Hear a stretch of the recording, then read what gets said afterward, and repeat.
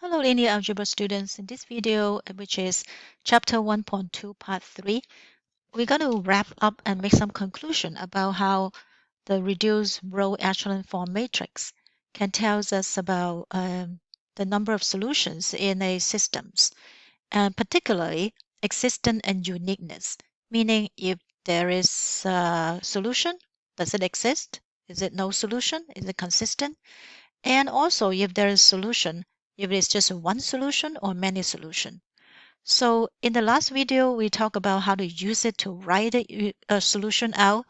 And you notice that the private column are the one that would provide solution, but the free one would be the one that is the result of, many solution, infinite solution. And we also have come across things where we have a row of a zero contradiction um, equation in the equation. So for the third one, so like this one, C, after we do the reduced row echelon form, we say, actually, this is, I didn't say it. It should be no solution. It's inconsistent. So it is really because when you write it out, you would have nothing equal to -1, which is wrong, right? So this is kind of like the idea on how you can use the RRE, the reduced row echelon form, to actually conclude about the existence and uniqueness of the solution. So there's two parts of this theorem. The first part is if you see a row with 0, 0, 0, 0, B in the reduced row echelon form, or actually just a echelon form of an augmented matrix, it has a row of 0, 0, and then the last number being a B, it would be a contradiction kind of situation. So you would end up having an inconsistent solution. So that means no solution. So if there is no row of this form, that is always a consistent. Okay.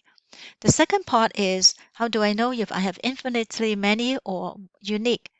And that one, you would have to see if you have free variables. If there's free variable, where do the free variable come from? Free variable usually come from the non-private column.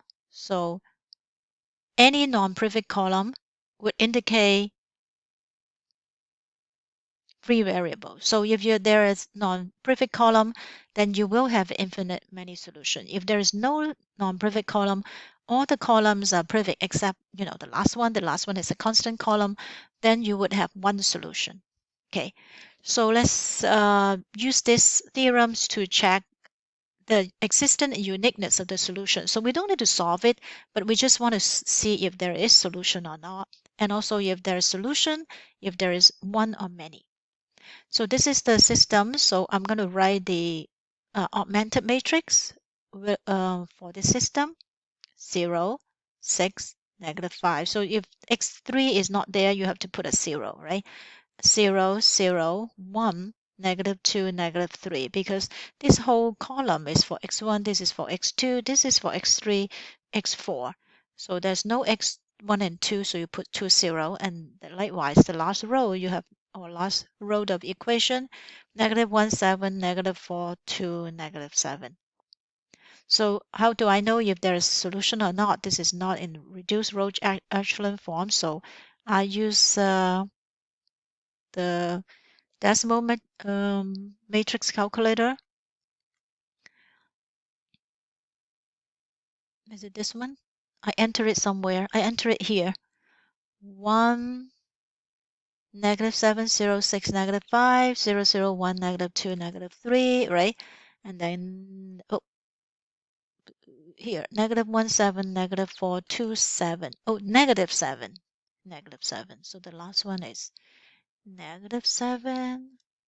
Okay, so I need to reduce it. So I just do RREF, change it to D. This is D. So my answer is this: 1, -7060. And did I write down? 1776060, 001, -20, 0001. So you see how I have a row of all 0 and a 1, which is non-zero. If you have anything like this means that it is a contradiction, right? So I'm going to write down. go back and write down the reduced row echelon form. 1, -7, 0, 6, 0. 0, 0, 1, -2, 0. 0, 0, 0, 0, 1. So this exists, imply inconsistent, no solution. If this is all 0, that's solution. So let's do this one. This would be, and in this case, you can, okay, so yeah, let's do this one. This one is actually exactly the same. The augmented matrix, if I copy it from the system, 1, -7, 0, 6, -5, right? 0, 0, 1, -2, -3, -1, 7, -4, 2, but 17. So the only thing I need to change is 17. So I'm going to do, it was this one. So it was -7, now I do 17. So when I do the reduced row echelon form, it would have the whole row of 0. So exactly the same, 1, -7, 0, 6. Oh, it is -5 now, it's different, okay. -5. The second one is 0, 0, 1, -2, but -3. But the last one is 0. So I'm going to do the row echelon form. If there's a solution, it will show up. If there's no solution, you would expect something like this. We'll see what this is. This one doesn't have the 0, 0 and a number. 0, 0, 1, -2, oh, -5, and this is -3. And I have an old row of 0. So it's consistent.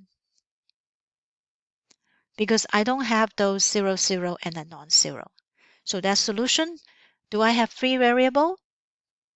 This is prefix. This is prefix column, right? These are non-prefix. So this is free variable. And this is non-prefix.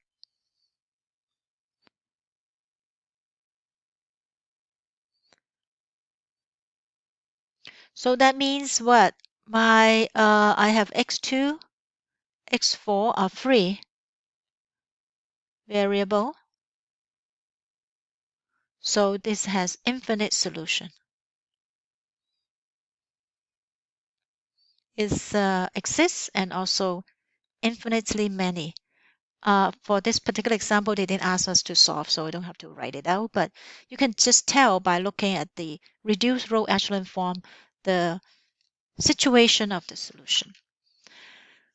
Example 4, suppose a 3 by 6, so be row 1, row 2, row 3, right? 3 by 6 means like that. Then this is x1, x2, x3, x4 is a lot of unknown, x5, x6. So it would be like this. Oh, and then we have a B column, right?